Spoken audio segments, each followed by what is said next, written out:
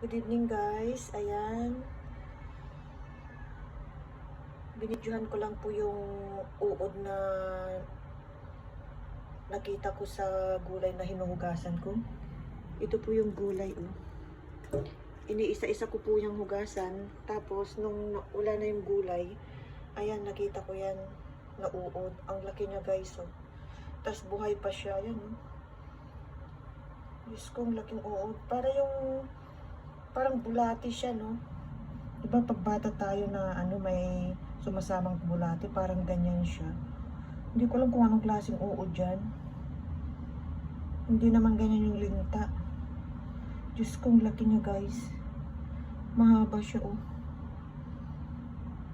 Kaya sa paglilinis po ng gulay, huwag po tayong magmadali guys, dahil pag nakain po natin yan, siyempre maluluto naman yan, pero nakakatakot din, di ba?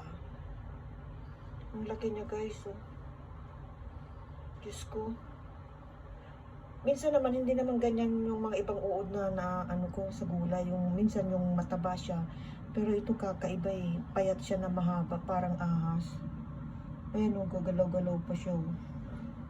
O diba? Yung mga itim-itim na yan guys, mga buhangin po yan. Kaya binidyo ko siya. So ayan guys, paalala lang po sa ating mga kaibigan na helper, domestic helper, sa paghugas po ng gulay.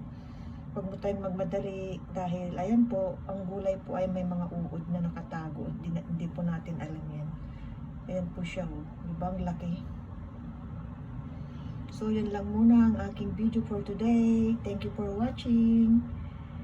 Please subscribe my channel, Maris Official Vlogs. Thank you so much. God bless guys. Bye.